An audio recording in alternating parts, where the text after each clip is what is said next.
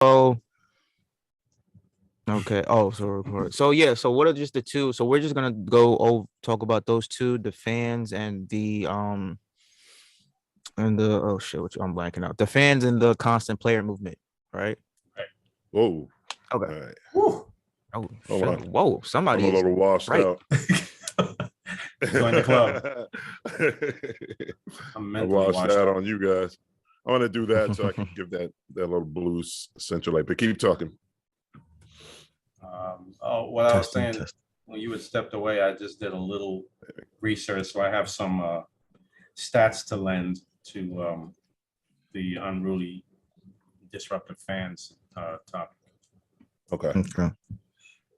Not pages and pages, just some high points, some about 6 points. All right. I think that's more of a natural type of tone. All right. That's good. All right. When you guys are ready, I'll kick it off. I want to start finding some kind of filter that I can just apply so I don't always look exhausted. I'm using a filter right now, actually. Well, where did you get it from? Did it come with Zoom? Inside of Zoom. Yeah. Okay, I got to do some research later. Yeah, you do. It's because everybody else I talk to always looks so much better. If you go to meeting settings, yeah, and then just hit the touch up my appearance one. Oh, it's that easy. Touch up my appearance. Yeah. Yeah. That's that Instagram filter right there. Hey man, whatever. If it works, it works, right? All right. Well, anyway, we're recording. This is all whenever you're ready. All right. All right. Ladies and gentlemen, welcome back to another episode of the Hoops All In podcast. I'm your host, Werlins Francois. We got Kane Legacy. We got Kyle Anthony joining us once again. How you guys doing? Hey, it's good to be back. Doing good, man. Thanks for having me back. Yeah, man. I feel like I haven't seen you guys in a minute. Oh God, it's been a minute. Yeah, it's been a while. I don't like that. We need to touch base more. We're brothers, you know what I'm saying? Well, you know, in the world of broadcasting, that's that could only be like a few minutes. So true. To the fans, it's only been since the last episode, right? We got the red cups going again, and everybody's good to go. Hey, no red cups for me, man. I'm drinking water. Summer's coming. I gotta get in shape. I gotta look good. You already know how I'm coming, man. Hey, this is light water. Calorie Patron. We got Patron in that. All right, but let's get this episode started off here. So lately, the past couple of years in the NBA, especially with what happened with the shortened season due to COVID and picking back up in the bubble, there's been an issue of disrupting fans. You know, fans going into the stadiums, cursing at players. Even we had a situation where fans spitting on players and things of that nature. So I wanted to ask you guys, does paying for your seats give fans the right to flat out get disrespectful and insult players? You know, whether that's being on the bench or in the stands or when they're performing on the court or on the field. What do you guys think about that? I personally, I feel like everyone has this sense of entitlement because they paid. Either they've paid for, you know, top dollar premium, you know, for premium seats, courtside and whatnot, or whatever, or because they were given seats by someone, or whether it's a corporate sponsor or something, whatever, and they feel privileged for that, in that regard. They think that what comes with that is their right to speak their minds in a rude or aggressive way, and no, the short answer is, for me, is no. It does not give you the right to be disrespectful. It's, you know, talking trash if you're an opposing player is one thing. Talking a little trash to a player in a, you know, keep it civil, because you're not on the court. You know what I mean? You're not competing, and these are people who forget that you may be coming to see an athlete that you normally see on television, but you're forgetting that they are human and they have earned the right to not be abused verbally. So, you know, Yeah, it's for me. Like you guys know, I've spent years like DJing and producing and being in front of people and drunk people at that. And that's another component too at the games. Alcohol. But as far as whether people have the right, I mean, I'll come out and say probably an opinion nobody's going to agree with, but the truth of the matter is they do have the right to say whatever they want to say verbally. You know what I mean? When it comes to throwing bottles and things like that at players, nobody has the right because that constitutes assault. That's illegal, But verbally, no, they have the right, and it's up to the players and people like me. I've learned a lot about anger management, how to disengage with unruly fans and people that come up yelling at me, in a disrespectful way to request the right song.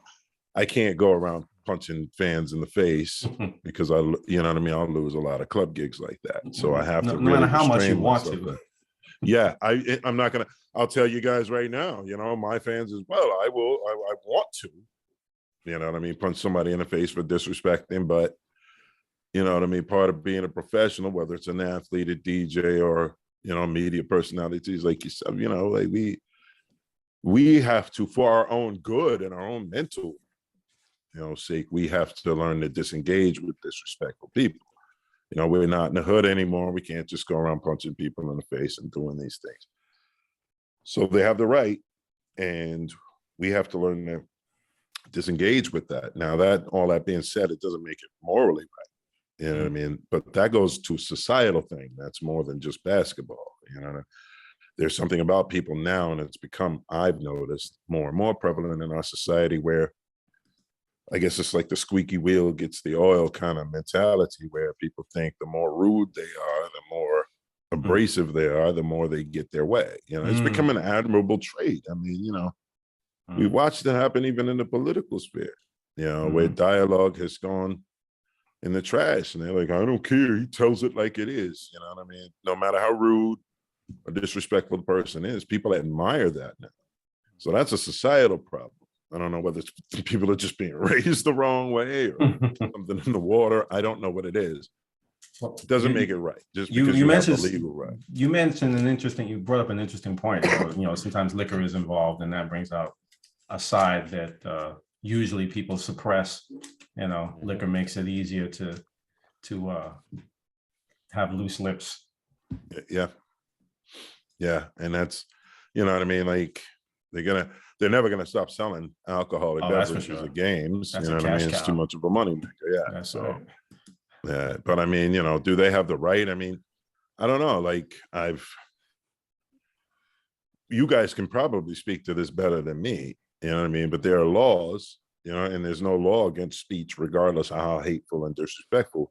But there are NBA rules. I don't know I may not be as familiar with the NBA rules. You know what I mean? Like, is there a line that they have in place that, fans can't cross, So, if that's the case, then they don't have the right because they get kicked out of the stadium. So I know Worlds, I want you want to say something. I just want to say something really quick before I preface everything else. The little research that I did,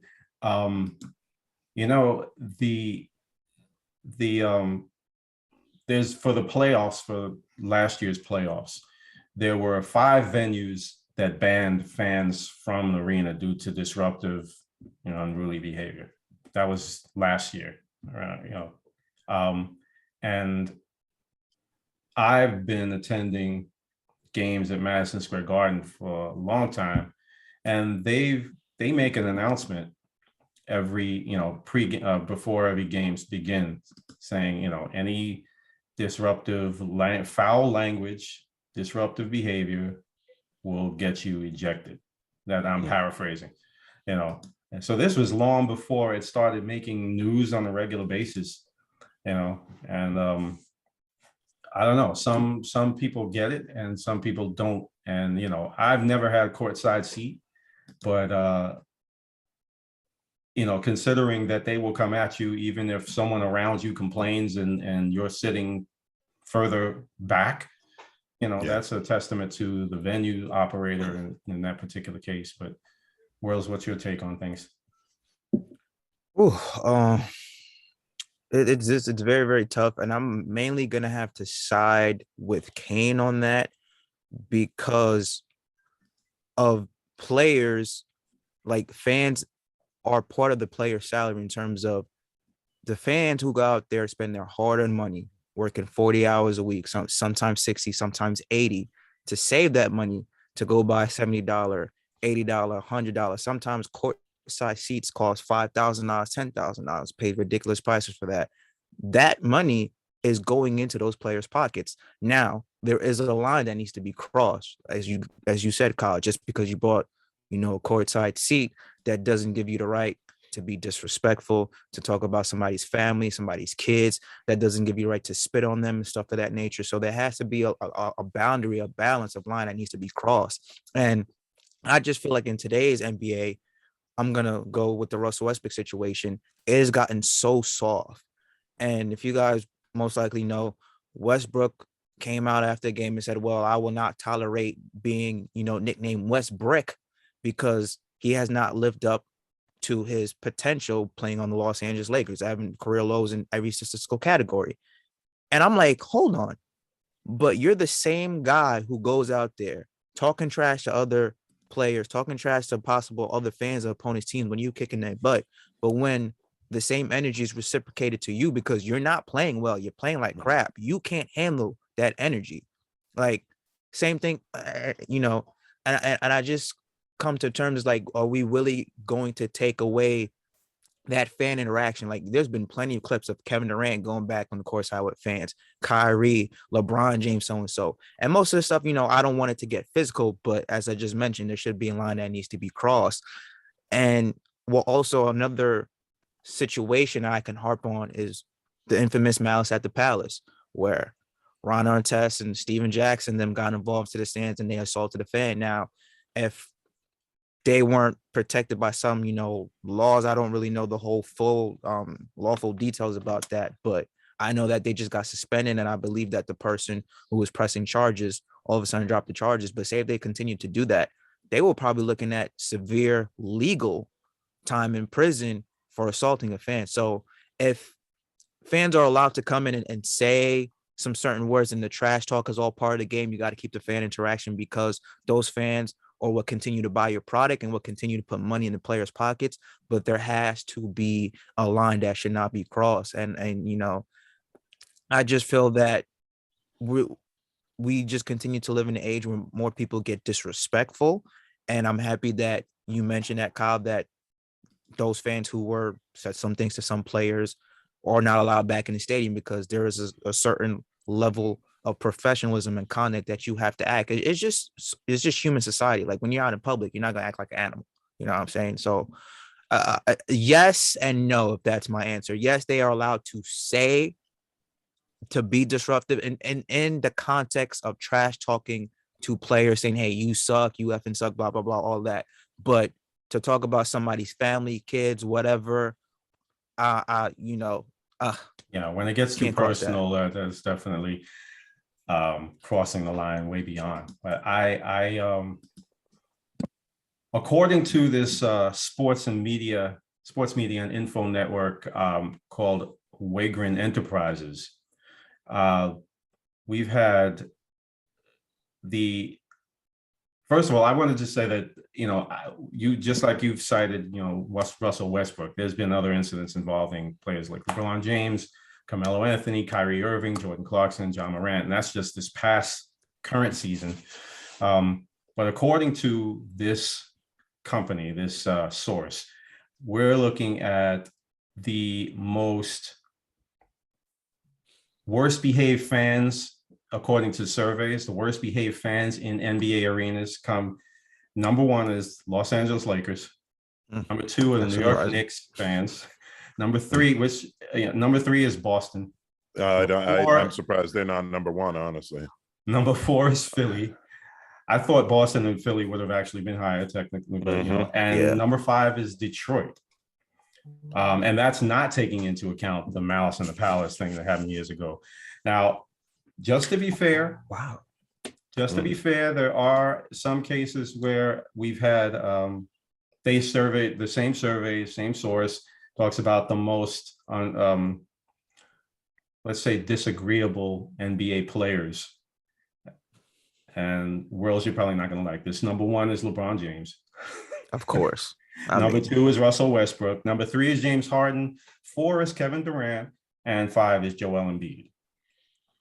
Wow. 3 of them. 3 of these guys got their start in Oklahoma City. It might be something. Yeah. Something's in the water over there in the Midwest. But, the almost 40% of the people surveyed said that behavior has gotten worse since fans have returned to the arenas, after the COVID shutdown. So that's emblematic of society in general. I've noticed a lot of bad behavior, worse behavior since the pandemic. It's like we forgot how to be civil to each other. Yeah. And you want to know what you mentioned too, was those 5 players are all polarizing figures. Like, you mean LeBron has gotten criticized from fans since he was 16 years old on the cover of Sports Illustrated. So I'm not surprised that he was number 1. Kevin Durant, we all know about his burner accounts going back and forth with fans on Twitter. I'm not surprised he's in the top 5. Joel Embiid, Mr. Trash Talk himself. He's like the Kevin Garnett of this age and generation. He will go back and forth with anybody. So I'm not surprised about that list. It's just because, again, those are the top 5 polarizing figures in the league. So they're not be afraid to borrow with anybody. But wow, that's interesting. And you know what? I thought Utah would be on that top of that list too, because there has been some things I've been seeing and reading that Utah, especially with Westbrook and other players who come in, who visit and come play against the Jazz, that they've been saying that their fans say a lot of racial and sensitive things. I'm surprised that Utah was not, top 5 on the list. Philly's that's a guarantee. I'm sure New York guaranteed as well too, but surprised about Utah. Yeah. I'm sure I don't have the rankings beyond number 5, but I'm sure they made the list for sure. They might be number 6. Yeah, probably. Yeah. Plus, I mean, when you're saying racial things to a court full of guys that are like over 6'6", 6'7", you got to say them kind of quietly. It's not quite as disruptive. Yeah, but again, you mentioned it just goes back to the whole social media Twitter fingers that we have. Like, we will go out and say a whole bunch of things that we would never say to their face.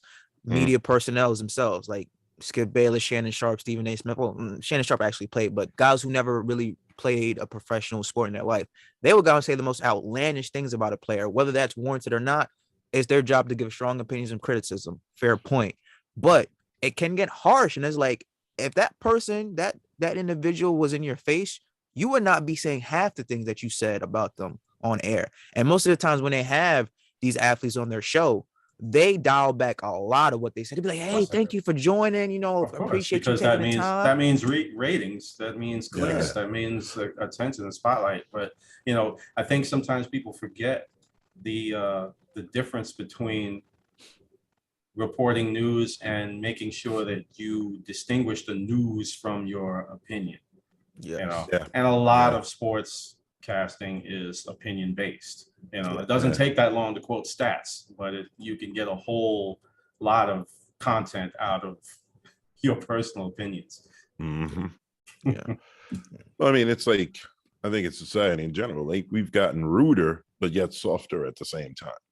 So like everybody, like by ruder, everybody feels the right to say what they want to say, especially on the internet. Like, because almost every run-in or any negative thing I've heard, as a DJ has been online. I don't engage again. Yeah, keyboard warriors. I don't engage again because what happens is, right, I've put money and hard work and time into building up my social media following. So the minute I engage with somebody, I'm basically elevating them now, giving them the same press that I paid for, worked for. I'm giving them that same elevation for free, which is what they want. Yeah. That's the cause of all this. They're trying to get attention, Exactly. There's a lot of craving of neediness there at times. Yeah. And now the reason I say we've gotten softer at the same time is because, Kyle, you and I grew up in a place in the area, Brooklyn, like, you say something out of pocket to the wrong person, you get punched right in your mouth. It wasn't even a big deal. You do that now. You know what I mean? Like, imagine if Skip Bayless said something out of pocket about LeBron James and he punched him in the face. I mean, You know, like, LeBron would be in the wrong. You like know? that would be it. Like he'd be Yeah. what they call it, canceled. You know, Yeah. And sued. you know, and Yeah. sued and thrown in jail. You know, so it's like, you know, I don't know how it happened. It's the craziest thing. We've gotten ruder but softer because Yes. it's like everybody wants to say what they want to say, do what they want to do, but nobody Yeah.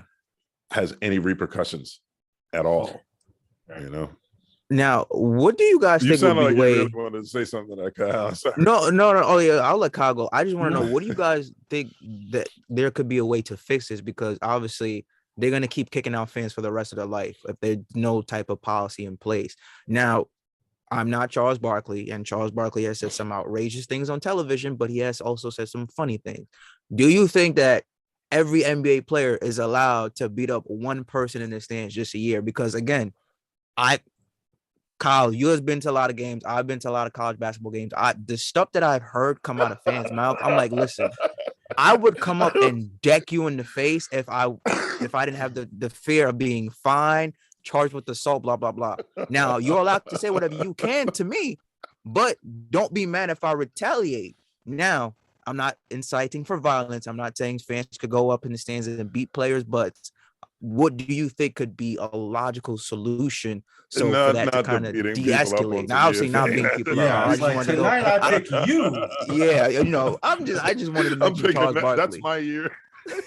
I just want to mention Charles Barkley because he said that on Inside the NBA. He was like, I think players should have one free beat up. They should just go into the stands and beat somebody for talking crazy. Even if the NBA went for that, the legal system isn't going for that. Well, you know, maybe we can actually institute the purge and just like, you know, we can start with the NBA games and then expand. You know, I was gonna say, because to me, again, it's a hard no, because like, you know, my philosophy on violence anyway is I'm non-violent until it's protection of myself, protection of my loved ones, protection of my property. right? Those are the only three reasons I engage in violence. And at that point, violence is not a game, it's an extreme thing.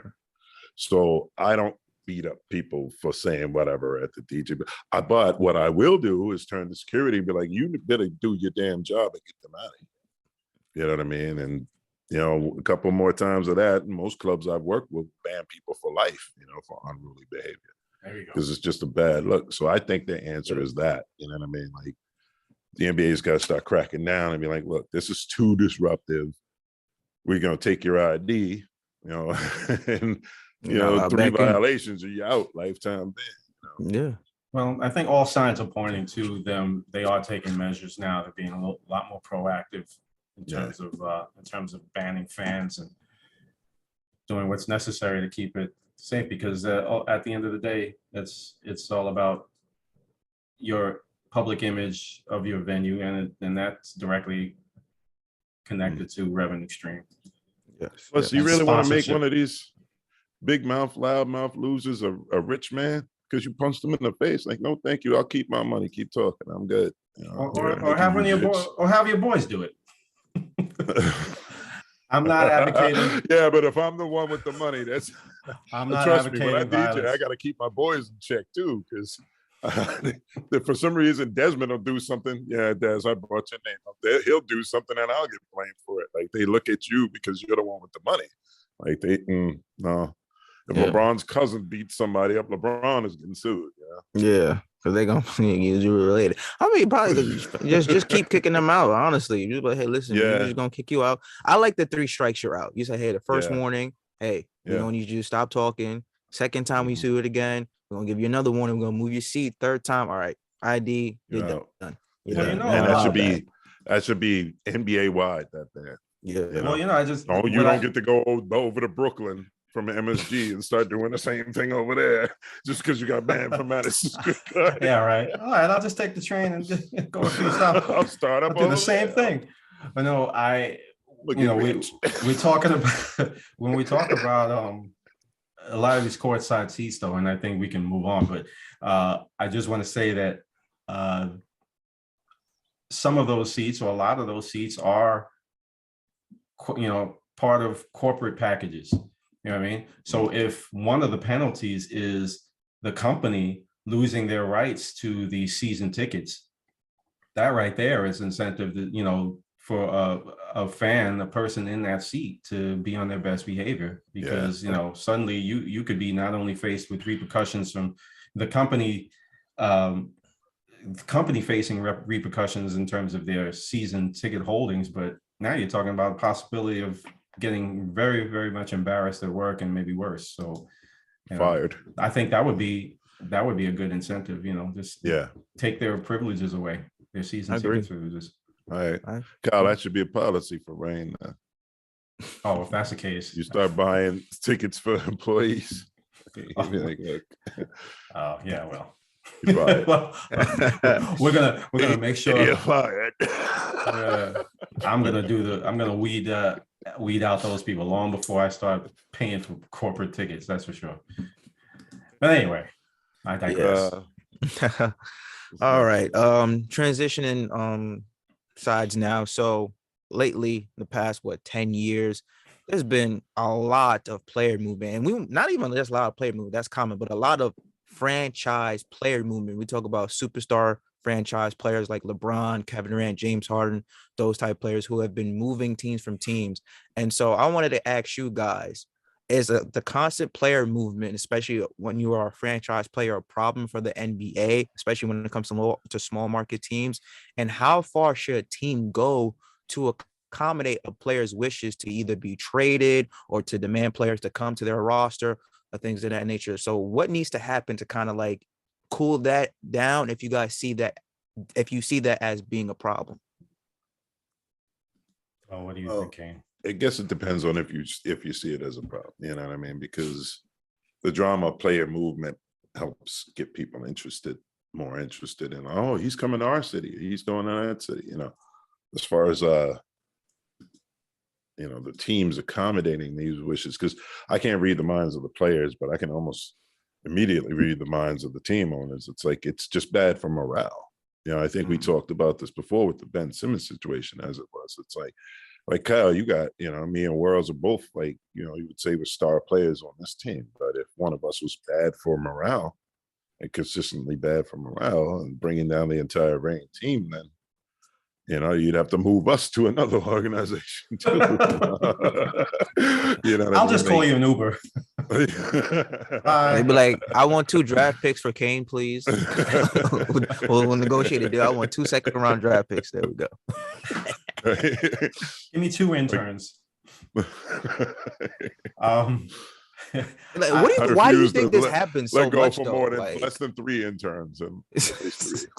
Why do you think that this happens though so much? Like a lot of all-star franchise player movement. Like, why does that?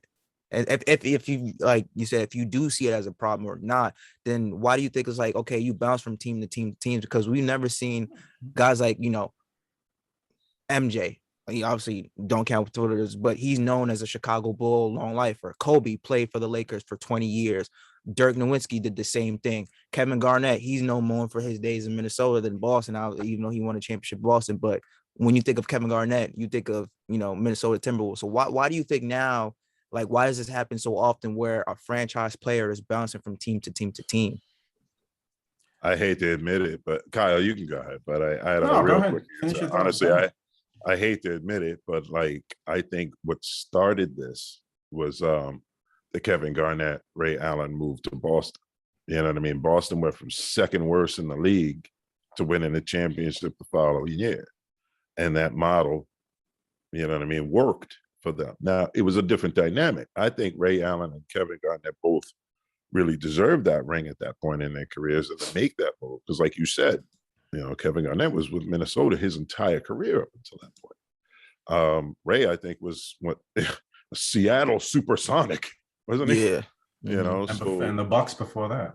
Yeah. So it's like, in their cases, it was late in their careers. And it was like, all right, this is the one thing we have left to do is we're going to get this ring and we can band together with Paul in Boston and win that ring.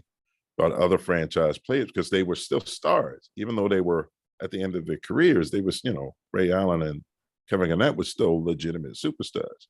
So other superstars saw that. They said, well, why should I wait till the end of my career?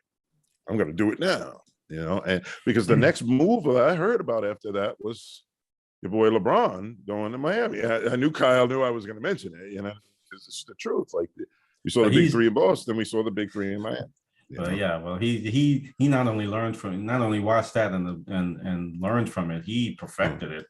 Mm, But he did. He made a whole 40-minute special. well, no, I was mean crazy. he perfected the idea of building his, the teams the way he wants Mhm. and doing it where he wants. Yeah. I feel like it is, on one hand, it is intriguing to have the player movement. Oh, this is exciting. They're going to get, they just got that much better. And what did this team get for them? This player and whatnot in this trade. But I'm of two mindsets with this.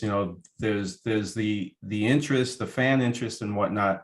But then there's also the fact that it's kind of like,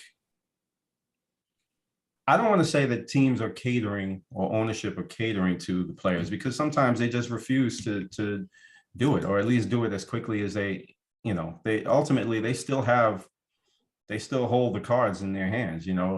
Players can't just run wherever they want to go all the time, but there's checks and balances too, you know what I mean? Because when you're talking about a salary cap, then some team that you may want to go to, or, if you're a superstar player that has a preferred destination list, that doesn't mean that they can honor your request to any one of those teams just because that's where you want to go. Because if they can't afford you, or they have to gut their roster to make it possible for you to be there, then that's going to be a problem. And then there's also a lot of the times there's other teams that have to be involved, a third or fourth team in some cases. So the checks and balances keep things in, orderly, keep things from going overboard, but it's the constant pushback. Like, there's probably more player movement in the NBA than any other professional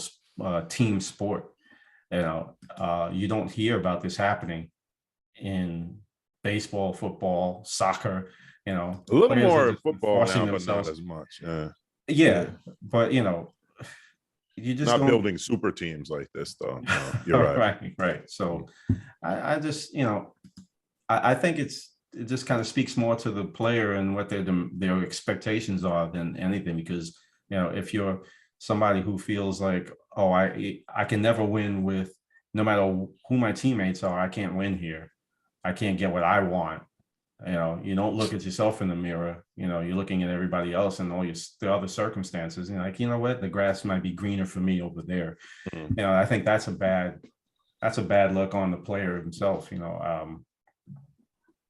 Well, Wells, I'm going to put you on the back foot for a second, man, just to switch it up a little bit. Do you see it as a problem?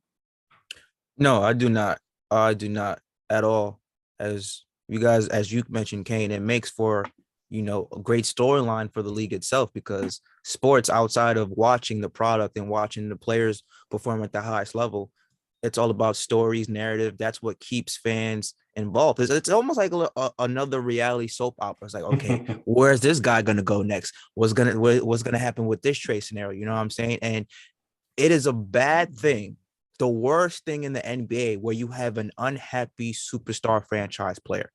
Mhm. We have plenty of examples to go by. LeBron James in Cleveland, his first time around, he was unhappy. He didn't feel like he had the necessary parts to win a championship. He dips and goes to Miami. He was unhappy in Miami. Didn't feel like he had the necessary parts to win a championship. He dips and goes back to Cleveland. Same thing. Now he left Cleveland to go to LA. We saw what happened with the James Harden situation in Houston. He was unhappy in Houston. He forced his way out of there. And he had, 2-3 years left on his deal, and did the same thing to Brooklyn. Forced his way out of there again to go to Philly. And he had a miracle healing on his hamstring. I mean, like, Yeah. that Brooklyn air or that Brooklyn water, that was amazing.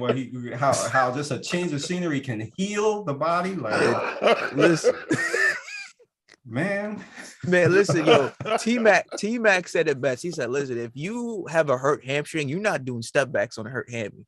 He was faking it. I was like, whoa, you're right about that.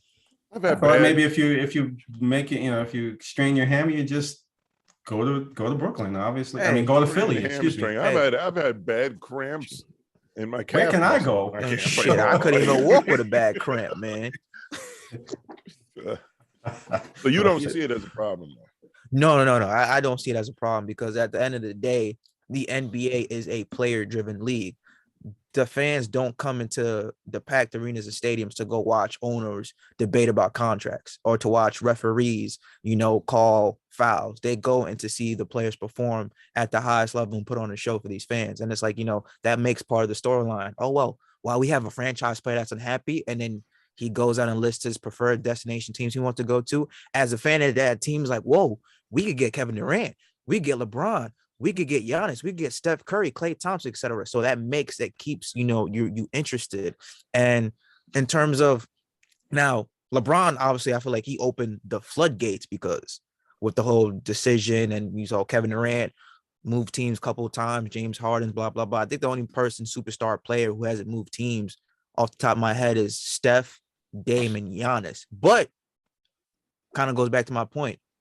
If the team is allowed to move any player on their roster, if it sees best fit for them or the organization, and they don't get no backlash. But when a player wants to move on from an organization, they get hell from the media, from the fans. Oh, you're selfish, you're idiotic, you're this and that. Teams trade players all the time. There's a reason why there's a trade deadline. There's plenty of players getting, shipped left and right. How do you think a player feels when they give their heart and soul to a franchise? And the franchise all out the blue telling me, hey, listen, thank you for your service, but we're trading you off to Sacramento. I don't want to go to Sacramento. Unspire your contract. Bye. Get your bags. We're shipping you out of here. Like, they got to move their whole family. That's like the Lamar Odom situation in Yeah. LA. You know what I mean? But like, honestly, like, I agree with you. Like, I don't see a problem. It does get a little overhyped sometimes. Like the LeBron and Miami thing was a little ridiculous because I knew they were setting themselves up. I'm like, they're having stadiums packed just so they could walk out on stage and say, we're gonna win not one, not two, not three. And I'm like, ooh, stop. Like, you know what I mean? Like, you're setting yourself up here. Like, but the general feeling, look, it's a money-driven league. Like, I know everybody wants to say it's driven by the fans, but what that represents is money. If these owners could have holographic projections like Tupac of these players running around playing ball and not have to pay no salaries they play, you know what I mean? It's money-driven. So if a player being on in Jersey, Brooklyn is gonna cost that team money because of morale, et cetera, yeah. They're going to give in to his wishes. You know what I mean? That's what happened with Ben Simmons and Philly. Eventually, you know what I mean? That's like, it just wasn't exciting anymore. Like, only the hardcore Sixers fans were even interested in anymore. I think we all lost interest in that, early. It's like, so at the end of the day, it's money driven. So if these guys want to move and maximize, and on the player side too, if they want to move and maximize the short amount of time they have in the league, you know what I mean? Because championships come along with more money, more endorsements. You know what I mean? I can't blame them for that. Well, I wanted to speak on one thing real quick about a point that you made, Worlds, about it's being the NBA being a player-driven league. I do agree that players make, players are, the face, because, you're not wearing, like in an NFL, you're not wearing a helmet covering your face all the time, things like that. Whatever. There's little psychological things regarding that. But when you're talking about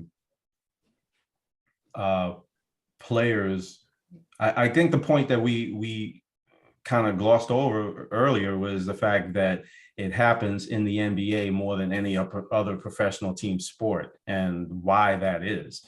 I don't know why NBA players gets unhappy, become so unhappy that they want to leave, and again, we're talking about the ones who actually voice their desire to leave. I'm not talking about the ones who, are kind of like playing on one leg and the player, the ownership decides, well, you know what, maybe it's time to move on, or the GM rather, something like a situation like that. I'm talking about players who are like, I'm not reporting to training camp. I'm not playing for this team. I have a bad hammy and I can't, whatever the case may be. Why doesn't that happen? That goes to violation of contract, man. I mean, they shouldn't be getting away with that anyway. Well, yeah, they should. But you know.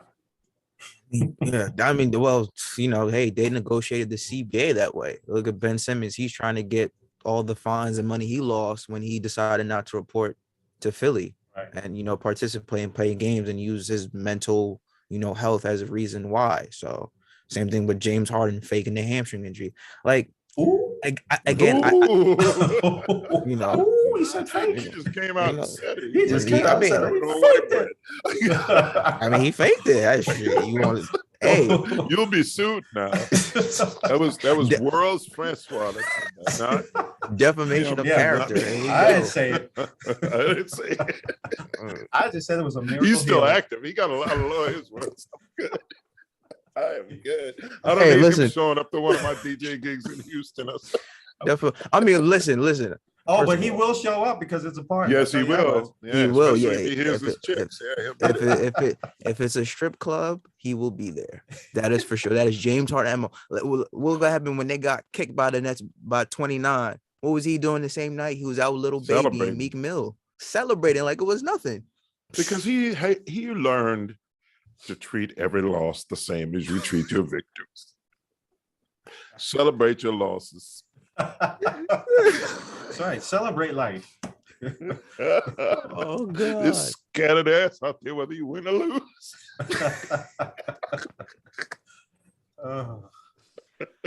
Oh man. Oh man, Again, Kyle, to defamation answer of that one character. point you made, though, I think it's easier to change and integrate systems in basketball, right? Like football. You ever seen some of these football players? Yeah. You know what I mean? Like, it's a hell of a thing to change up one of those systems, but a basketball team can change up its offensive Right. and defensive schemes a lot easier. Right. I think. That's a good Be my point. guess. That is a good point. That is a good point. Like I said, it just makes like in the roster, as you mentioned, 53 players compared to a 15-man roster. Yeah. More even the bench warmer is gonna have more of a name recognition than the NFL than Special one of the teams. top. Yeah, I mean that's just how it is. And so, hey, listen, give credit to the NBA. That's how they made the collective bargaining agreements. Like we gotta tend to our players' needs, and if you have an unhappy franchise player on your roster who does not want to be there, he will cause hell and force his way out. We have plenty of evidence of that being apparent, and whether they have 3-5 years left in their contract, they're gonna get their wish. That's just how it is. And I personally don't have a problem with that because it's like, hey, you give your blood, sweat, and tears to the franchise, Yeah. and they go around trade players left and right and be like, you got to move towns, states, families. So it's like, hey, we got give it right back to you. It's just return energy. I don't want to be there. Yeah. You trade players for wanting to be there. I don't want to be there. So get me out of here. Peace. Yeah. Plus, Oh, shout out to the yeah. players who are unhappy and don't vocalize it. They're just like it either shows up in their game or they just take the they or Handle even it not. behind the They still scenes. or they're just the diligent soldiers who do what they are to do, and they whether it's padding their stats or doing the best they can to be a good teammate, and they can't stand where they are, but they still put up with it. Shout out to them.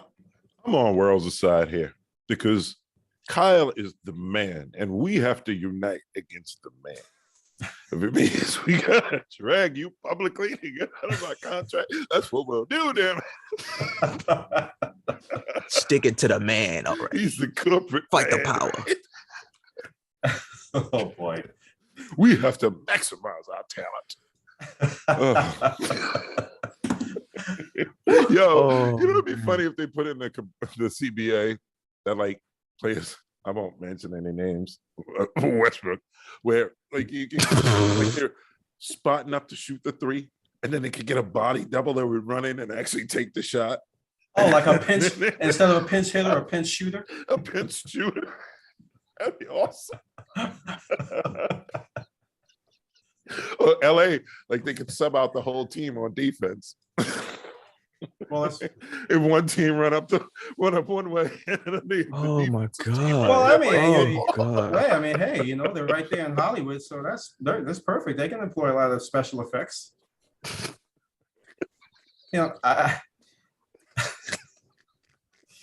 But anyway, they should have thought about that a long time ago, at least that's back in true. September. Oh man. Yeah, Oh I my called God. that one, man. I called that one. Yo, how okay, little side note. The fact that Westbrook is gonna be on his 5th team in 5 years, as we talked about player movement, he's done, man. I think we won't see the 2017 MVP run. It's over for him. I mean, obviously he shouldn't retire, but he's gonna be he's gonna be a role player now. He's You're done. being mean. You're being mean. He just likes to travel. Unless he likes to see the country. See the world. It's not mean enough to to him. just play the road games. You have to get the real feel by playing for the road team, by being on that roster. That's what his game is. When they go home there. He's the road team 6 man. Oh God. What? But Oh. maybe Maybe he'll just change teams again, and he'll just have a miracle healing, to his shot. And I want to know what would You got happen. Kobe, one team, 6 rings. You got Westbrook, 6 teams, no. No, I want to know what would Ouch. happen. I want to know what would happen if Westbrook gets traded to the New York Knicks.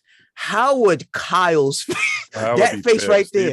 That face right there is what I want to see. Breaking news. Imagine that. Russell That's what we Westbrook know. has been traded to the Knicks. I would want to have this man's first reaction. He's gonna have a Stephen Mad A. as Smith type hell. moment. He's gonna have a Stephen A. Smith type moment. I can imagine it right now. Look at this. Mad as hell. hopefully New York will be his cure. Maybe that's all I can say, because other than putting butts in the seats, I don't see any redeeming value from that. You have to pay him $44 million. And we'll have nobody to play with him. So. Yeah, he'd be playing by himself with the salary cap. Which, I mean, he would like, but still. It's true. He's like, if I could just get out there and play by myself, I'd have a chance. And I like Westbrook. The funny thing is, I actually like his playing style. I just wish that he had been able to integrate it better into a team setting. I think Westbrook will burn you on the playground. But I don't. Oh well, okay. Let's play all the games in the playground then instead. It's just Honestly, I don't think so. If I played Westbrook, I'm like, you could shoot all day. You ain't got no jump shot. That's true. Yeah, just as long as you play him close to cut off the lane, you're good. That's it. That jumper Broke, crooked, burnt. That's a broke jump. Russell Westbrook. Hopefully he doesn't have a problem with me calling him Westbrook. I mean, just stop shooting a lot of bricks. We'll find out. Yeah, I guess we will. When- When the lawyers when they hear call- about this. When they call The when they lawyers call hear Magic about this. when they call Magic Johnson Tragic Johnson, then he complained. Man, LeBron has been getting criticized for fans for years now. He probably has complained, but what did he do about it? He's I was not- going to say, did he complain? Yeah. Yeah, he did, but he's like, well, don't call me Le GM or Le Trash or all that Le stuff. But he is the GM, though, Stuff. honestly. Every team he goes on, he's running the trading office. Like he's the personnel manager. I know that. You know that. True. It does fit him. You're right. Yeah. But I mean, Man. Magic Johnson, he didn't have Twitter. Like, where was he going to Right. complain? There was no He had no outlet to complain. Oh, Right. they were saying that to his face. That's when like the media, sports media world starting to take off. Oh, he saw that, especially when print media was as big as it was back then. First page on newspaper, Tragic Johnson. He's like, well, I'm done.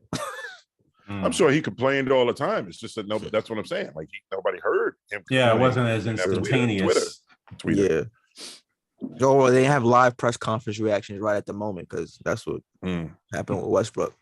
Don't call me Which would be Westbrook. like Tragic Johnson. What'd you call me? And then Malice at LA, I guess. I don't know. There were a lot better fights back in the day. Yeah, but those were allowed. Those were in the courts. Oh, Should do oh, it. Anyway. yeah, I like it. yeah. Basketball should be more like hockey. Less There you go. teeth, more punches. That's right. We pause for this Oh, God. this Cut fight. that out. I live in New Hampshire. I don't need. Oh, no. Cut that part out. I need 95% of this state trying to cut my head off. I'm good. Cut that part out, please. All right. Oh, all right, guys. Another great episode, another great podcast here. Can't wait to start the other projects we got going on. Tell your story, man. Give a quick. When is that coming on? So we can tell the fans. So we got some other projects. Tell your story. Talk that smoke. Yes, we will be starting in May, Mhm. and we should Nice. start. You should start seeing that by the summer. All right, can't wait for that. Nice. As Talk That Smoke will begin starting up soon too, either around March or The early return. April. The return, season 2 of Talk That Smoke. We are coming in with more Smokier. smoke. Yes, It's sir. even We won't be smokier. smoking on set. We won't be smoking on video, unless if Kane does or Kyle. Yeah. Always picking on me. I'll pick on you. You need to do some A&R work, man. I gave you music years ago at this point. World. And yeah, you're right.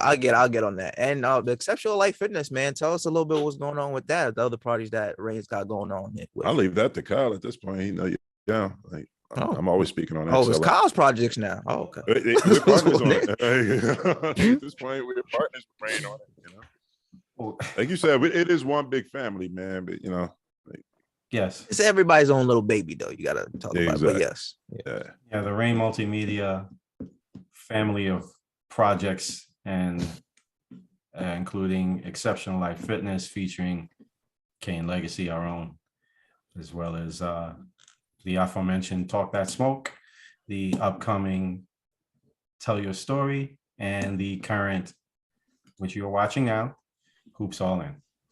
that's right. More to come. That's Yep. right. Absolutely. Sure, yep. Stay tuned. As always, Hoops All In is solely produced by Rain Multimedia. And obviously, thank you to Kane Legacy for providing the music for this project. You Appreciate can that. catch Rain on their Instagram, Rain Multimedia, rainmm.com. Catch all the content on their website, as well as like and subscribe to their YouTube channel, Rain Multimedia. Same thing with Worlds TV, where this will be uploaded as well. Catch us on Spotify, listen to the audio version at Hoops All In, and subscribe to the Worlds TV YouTube channel. Subscribe to everybody's YouTube channel here. Kane Legacy, Exceptional Life Fitness. Subscribe. So, man, get those views up, man. We are Follow. Exactly. We are Right. coming Follow, in fire. subscribe, hit that bell. Yes, sir. Hit that Yes, alert sir. button. Do all that. We got some fire content coming for you guys. So for Worland's Francois, Kane Legacy, Kyle Anthony, this has been Hoops All In. Signing off. Thank you. Peace. Peace.